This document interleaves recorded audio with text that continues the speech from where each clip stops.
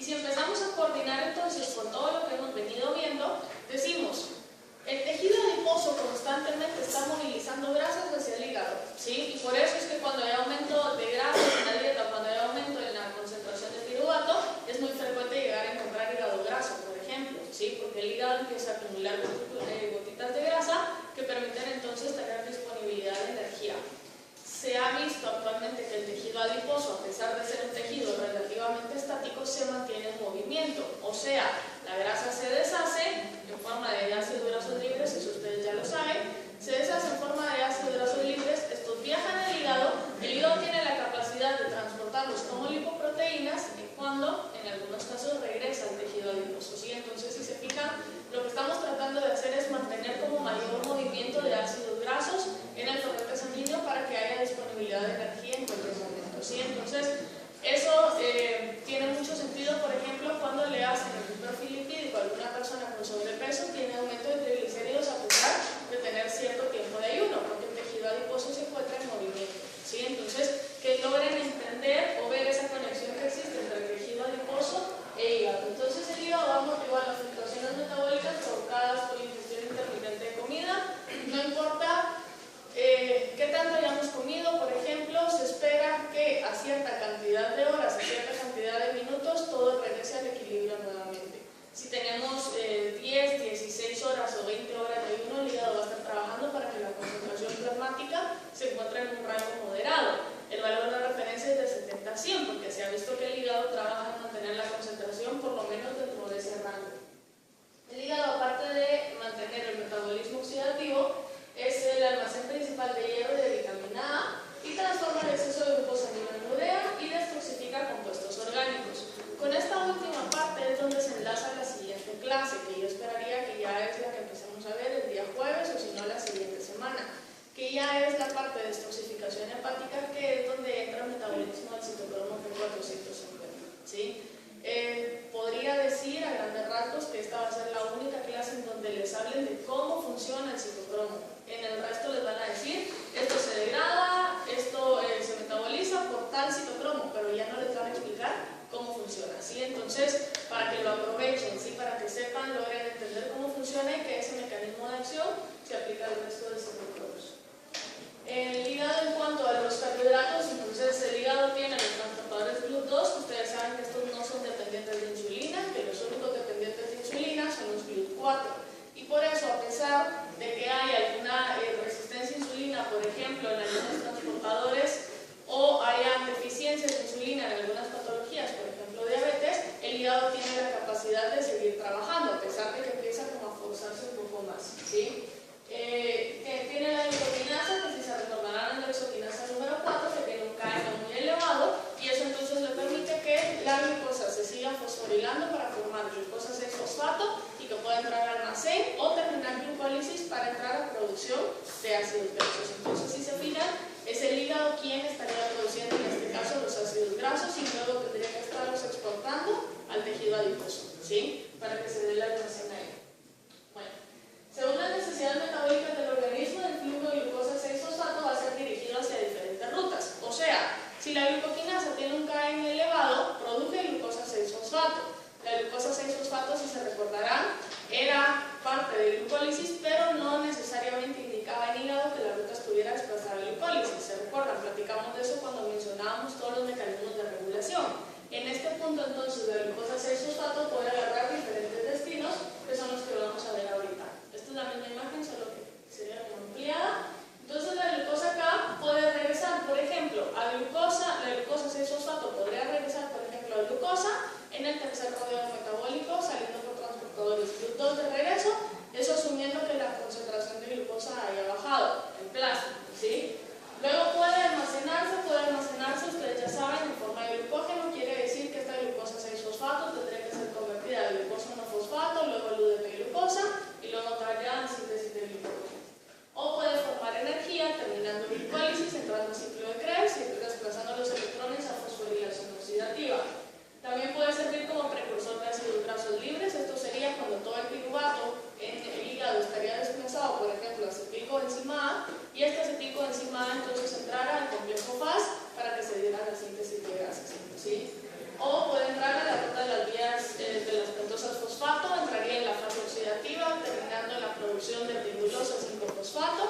partir de ahí entraría, por ejemplo, la fase de regeneración, que lo regresaría a glucosa 6-fosfato, dependiendo de qué sea lo que la célula esté necesitando. Entonces, si se dan cuenta, esto viene siendo como el mapa metabólico que ustedes trabajaron, ¿sí? Pero entonces acá lo que quiero que logren contemplar es todos los dependes con los que nos podemos llegar a topar, dependiendo de cuál sea la circunstancia que predomine, ¿sí? Algo importante también que necesito que vayan considerando es que cuando una ruta se enciende, no necesariamente tengo que apagar las demás. Si yo estoy controlando 6 situaciones acá, probablemente si está funcionando gluconeogénesis, glucólisis esté disminuida. No quiere decir que la apague por completo. Acuérdense que van a haber intermediarios que sigan funcionando y eventualmente van a poder seguir incorporando alguna ruta alimentadora, ¿sí? También tenemos, por ejemplo, las pentosas fosfato deben de estar funcionando constantemente si yo estoy produciendo en este caso síntesis de grasas. ¿Por qué? Porque en este caso yo necesitaría NADPH para que aumentara, para que sirviera como poder reductor para la síntesis de grasas. Entonces, si se dan cuenta, no estoy apagando las otras para que funcione únicamente una, sino básicamente es una coordinación, es un control entre rutas. Voy a empezar a encender algunas y empezar a disminuir la frecuencia de otras. Luego el hígado con los aminoácidos puede tener bastantes rutas, dependiendo de cuál sean los dependes. Si se recuerdan, cuando vimos aminoácidos eran de los sistemas más complejos que teníamos porque podían entrar al hígado de 10.000 formas, ¿sí? Podían entrar en forma de alanina, podían entrar en forma de cualquier aminoácido, en forma de glutamato, glutamina, asparagina, dependiendo de qué fuera lo que se estuviera formando en los tejidos fuera del hígado. Entonces acá tienen también diferentes rutas a las cuales puede desplazarse. Primero tenemos acá lo básico, ¿sí? Un aminoácido entrando a la síntesis de proteínas, agarrado por los ribosomas, convirtiéndolo en el ARN de transferencia, por ejemplo, etc. ¿Sí? Pueden transaminarse y el esqueleto carbonado queda, y el esqueleto carbonado ya vimos que se puede incorporar a diferentes rutas. Puede incorporarse al ciclo de Krebs, puede incorporarse a algún intermediario de glucólisis, puede incorporarse a cualquier ruta de anabolismo si fuera el caso que las proteínas estuvieran en exceso. Eso dependía de quién fuera el aminoácido y también depende de la coordinación que tengan las otras rutas. Por ejemplo, si yo tengo disminuida glucólisis porque es la regulación que tengo con gluconeogénesis, igual estos intermediarios pueden entrar a desplazar la reacción irreversible de glucólisis. Y era lo que les decía, puede ser que yo la esté apagando, pero más abajo yo la sigo encendiendo con otros componentes. Tal vez no con la misma fuerza, con la misma magnitud, pero lo que quiero que vean es que las rutas metabólicas no paran por completo, sino únicamente bajan el ritmo. ¿Estamos bien acá? ¿Sí? Bueno, luego tenemos las precursores de proteínas tisulares. Quiere decir que el hígado empieza la exportación de aminoácidos, y los aminoácidos principales serían básicamente la alanina, que entraría en el ciclo glucosalanina. Entonces la alanina entraría a los siguientes tejidos para generar reacciones de transaminación y poder empezar a sintetizar aminoácidos no esenciales en los tejidos extrahepáticos. En este caso en particular sería el músculo. También pueden ser utilizados como precursores para otras moléculas. Ya vimos que se pueden sintetizar neurotransmisores, que se pueden sintetizar algunas porfirinas, algunas hormonas a partir de los aminoácidos. Entonces también puede ser la síntesis que se haga directamente en hígado. Esto también puede ser en otros tejidos, ¿sí? Como les dije, el ciclo de la glucosalanina básicamente nos sirve como un ciclo de exportación de esqueletos carbonados hacia otros tejidos, pero recordar que también puede venir en circunstancias en las cuales el músculo está utilizando proteínas como fuente de energía, ¿sí? ¿Se recuerdan que lo que hacía era degradar las proteínas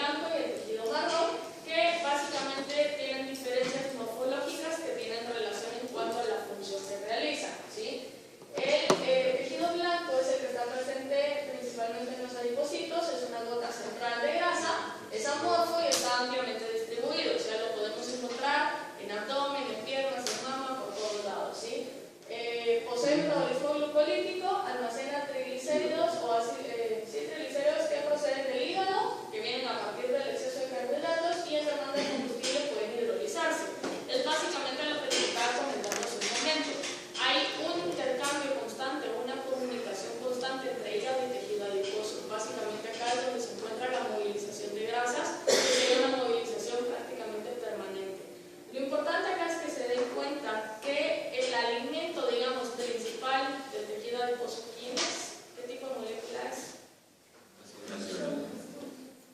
No, la fuente principal de energía del tejido adiposo. Carbohidratos, ¿sí? Quiere decir que el tejido adiposo tiene energía principalmente a partir de glucólisis. Y decíamos el hígado tiene energía principalmente a partir de ácidos grasos. Y entonces, si se dan cuenta, básicamente si un tejido se especializa en almacenar una molécula en particular o en producir una molécula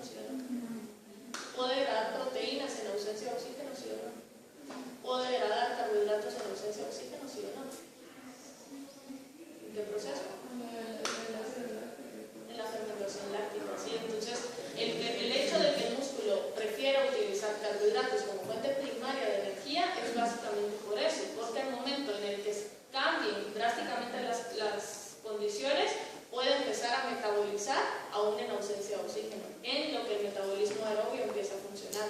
Quiere decir que la fermentación láctica va a ser básicamente una fuente mucho más rápida de energía, y por eso decíamos si tiene la ventaja de poder llegar a funcionar más rápido. En cambio, el metabolismo de grasas y el metabolismo de proteínas forzosamente requiere que se utilice la fosforilación oxidativa para que pueda mantenerse. ¿Estamos bien acá? ¿Sí? Va. Entonces, hay dos clases de músculo igual que difieren en función fisiológica y en la utilización de combustible. Según la función fisiológica están los de contracción rápida y los de contracción lenta. Los de contracción lenta son los que tienen mayor cantidad de mitocondrias y por eso es el músculo rojo, y los que son de contracción rápida tienen menor número de mitocondrias y por eso es blanco, ¿sí? El de contracción lenta tiene baja tensión, es resistente a la fatiga y produce ATP de forma lenta pero constante, rico en mitocondrias. ¿Qué se especializa en este tipo de tejido? ¿Metabolismo aerobio o anaerobio? Aerobio. ¿En base a qué me están asustando? A la cantidad de mitocondrias que tengo. ¿Sí? Si tengo más cantidad de mitocondrias, quiere decir que en teoría tengo capacidad de hacer más Krebs y hacer más fosforilaciones. ¿Sí? El de contracción rápida es el tejido blanco y tiene mayor tensión, se fatiga rápido y utiliza ATP por encima de su capacidad de reemplazarlo, o sea, tiene menor capacidad de mitocondrias. Lo que quiero ahorita es que imaginemos, es un ejemplo que les puse a finales del semestre pasado, pero yo espero que ahorita con el mismo ejemplo tengan como una mayor capacidad de comprensión ante la situación. Me recuerdo que les puse una situación que salían corriendo de aquí al campus central. ¿Cómo llegaban?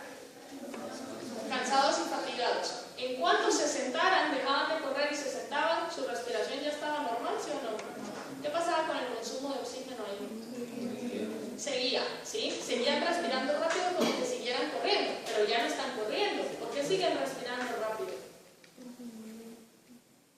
¿Qué se les ocurre?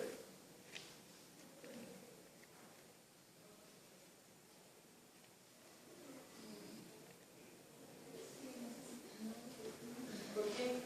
Sigo respirando rápido porque la demanda de oxígeno aún es alta, pero ¿por qué mi organismo sigue demandando oxígeno?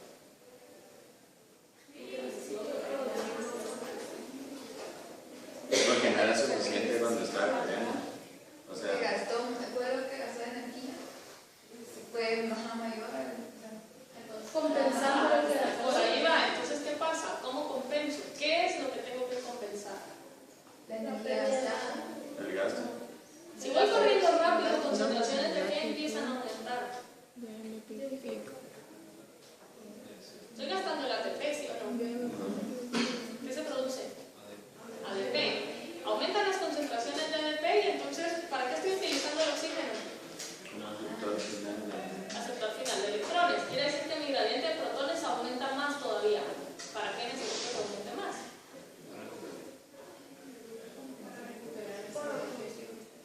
Para que la ADP sintasa empiece a fosforilar todo el ADP que fue quedando en exceso. ¿Estamos bien? Si se van corriendo despacito, sin mucha prisa, quiere decir que le van dando tiempo al organismo para que mientras vayan corriendo las fosforilaciones se vayan llevando a cabo. La respiración se va a regularizar o se va a normalizar hasta que todo su ADP esté convertido a ATP nuevamente y su célula haya alcanzado la homeostasia. ¿Tiene sentido, sí o no? ¿Sí? Interesante, ¿no les parece? Porque quiere decir que si sus concentraciones de ADP no aumentan demasiado, su demanda de oxígeno o su fatiga al llegar al campo central no debería de ser tan alta, ¿sí? Quiere decir que lo que va haciendo a un atleta, lo que le va generando la capacidad de resistencia, por ejemplo, es la capacidad de tener más mitocondrias, por ejemplo, o la capacidad de que su célula vaya organizando eficientemente el consumo de energía, ¿sí? Que el metabolismo aerobio esté preparado para iniciarse de una forma más rápida versus alguien que no haga ejercicio nunca, ¿sí? No está capacitado para poder encender rápidamente todo el metabolismo aerobio al mismo tiempo y por lo tanto concentraciones de ADP se acumulan y la demanda de oxígeno va a ser mucho más drástica. ¿Estamos bien? ¿Sí se entiende? Va. Entonces, básicamente es lo que pasa con el músculo blanco ante esta situación. Si yo utilizo el músculo blanco de forma rápida, utiliza ATP por encima de la capacidad reemplazable. Quiere decir que se va a gastar toda la reserva, pero va a tardar mucho tiempo en que todo el ADP que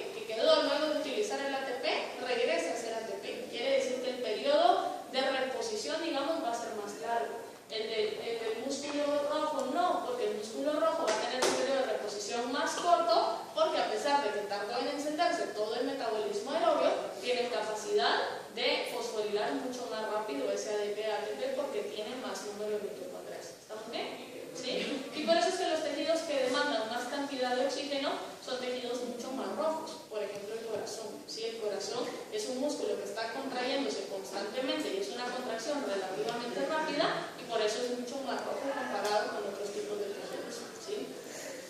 Bueno, según la utilización de combustible, en algunas situaciones el músculo rojo principalmente utiliza en este orden la cantidad de metabolitos que se encuentran disponibles. Cuando el músculo está en reposo, el tejido adiposo es el principal dador de energía, porque el músculo utiliza preferiblemente ácidos grasos cuando estamos en reposo. Quiere decir que estoy guardando todos los carbohidratos.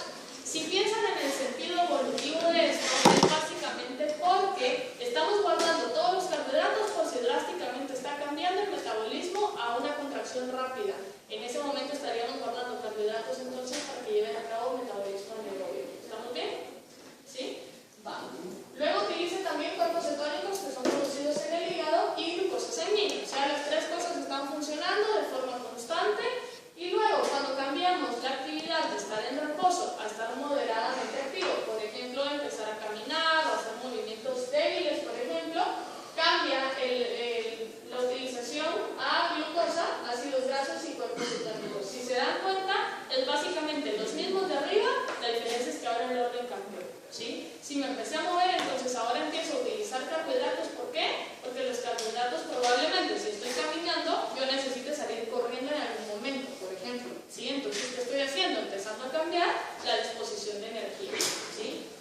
Si pasamos de moderadamente activo a una contracción rápida, por ejemplo de caminar, estamos pasando a correr, el glucógeno almacenado se va a degradar al lactato y aquí es donde entra la fermentación, por ejemplo, del piruvato para producir ácido láctico. Entonces, si se dan cuenta, esto solo pudo pasar si yo cambié mi metabolismo a utilizar glucosa primero. Si yo seguía utilizando ácidos grasos primero, no hubiera podido cambiarme a un ácido láctico rápidamente. ¿Estamos bien? Si yo me hubiera gastado toda la glucosa en reposo, no hubiera tenido glucosa para llevar a cabo fermentación láctica ante un ejercicio moderado. ¿Estamos bien acá? ¿Sí van agarrando las ideas? ¿Sí todos? ¿Sí? Va. Si cambiamos de contracción rápida a un ejercicio intenso, la fuente de ATP empieza a producirse en forma de fosfocreatina. ¿Qué era la fosfocreatina? En forma de almacenar la energía en los músculos. ¿Y qué podía hacer la fosfocreatina? ¿Cómo podía producir energía? ¿Necesitaba de fosforilación oxidativa para funcionar, sí o no? Ajá, produce creatinina. Y que después la creatina se convertía en creatinina. Cuando la fosfocreatina se convierte en creatina, ¿qué le quité? El grupo fosfato. ¿A quién se lo puse? A un ADP. ¿Qué formé? Un ATP. Quiere decir que es una fuente de formación de energía sin necesidad de pasar por fosforilación oxidativa. ¿Sí? Entonces es una fuente de energía mucho más rápida. Entonces, si yo tengo el almacén de fosfocreatina, que es una molécula de alta energía, puedo hacer fosforilaciones a nivel de sustrato, que son formaciones de ATP fuera de la fosforilación, ¿sí? Oxidativa. Luego puedo regenerar rápidamente ATP a partir de ADP con la creatinquinasa, que es básicamente la que haría la reacción reversible al momento en que entráramos en una situación de reposo, ¿sí? Paralelo a esto, necesito que vean que estamos hablando de un ejercicio intenso de pocos segundos. Pero si el ejercicio empieza entonces a convertirse de forma más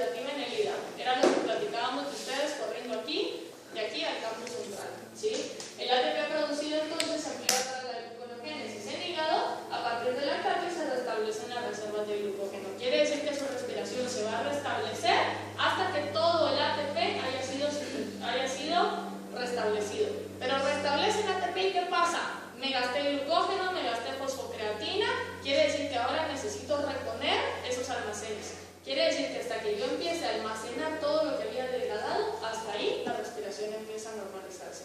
¿Por qué? Porque si yo empiezo a producir ATP, ahora ese ATP está sirviendo para las rutas anabólicas que son antialmacén, ¿sí? Si yo ya me estoy gastando ese ATP, quiere decir que la relación ATP-ADP sigue estando baja, y hasta que esa relación pueda restablecerse, el consumo de oxígeno va a disminuir. ¿Estamos bien?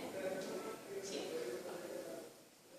Esto básicamente es el metabolismo dependiendo de los diferentes tipos de actividad. Si se fijan, tenemos allá la actividad moderada, la actividad rápida, por ejemplo, y tenemos aquí el metabolismo de la fosfoqueratina, la degradación de glucógeno, la fermentación láctica, y si se fijan, aquí entrarían cuerpos cetónicos y ácidos grasos, que son los que se utilizan principalmente cuando el músculo está en reposo o con una actividad moderada, muy suave, o sea, como estar caminando, ese tipo de cosas, ¿sí? Y al final, quien marca el equilibrio entonces va a ser relación ADP-ATP, ¿sí? Quienes van a ir desplazando entonces las diferentes rutas dependiendo del consumo de energía que yo vaya teniendo. Durante la contracción activa del músculo esquelético se genera calor a consecuencia del acoplamiento imperfecto de energía química del ATP con el trabajo mecánico de la contracción. Por eso, si se van corriendo de aquí al campo, les da calor, porque decíamos los procesos no son 100% efectivos, entonces ahora yo encima lo estoy haciendo rápido y las probabilidades de que las cosas salgan mal cuando lo hago rápido todavía son más altas. Quiere decir que encima estoy acelerando fosforilación oxidativa y no me está saliendo bien, quiere decir que hay parte del gradiente de protones que está desacoplándose. Y esas desacoplaciones, digamos, serían las que estarían implicadas entonces a la producción de calor, ¿sí? Luego tenemos que esta producción de calor puede ser aprovechada cuando la temperatura ambiente es baja. Por ejemplo, si alguien tiene frío y se pone a brincar o se pone a correr, va a cambiar el estado de la temperatura corporal y puede entrar en calor. Sin embargo, si no hacen actividad física, hay un reflejo prácticamente que sería el músculo esquelético activando la tiritera termógena. La tiritera termógena prácticamente es el nombre científico para cuando empiezan a temblar, ¿sí? Entonces, cuando empiezan a temblar del frío, básicamente lo que está haciendo la tiritera termógena es generar contracciones musculares rápidas que produzcan calor, pero poco movimiento, ¿sí? Entonces, están temblando, ¿qué están haciendo? Son contracciones musculares y son tan chiquitas que lo que están haciendo es favoreciendo el desacoplamiento o la producción de calor por activación del metabolismo, ¿sí? Al final ayudan a mantener entonces la temperatura corporal y pueden servir, por ejemplo, como análogos, en este caso, a las proteínas desacoplantes, solo que lo estarían haciendo con produciendo pequeñas contracciones.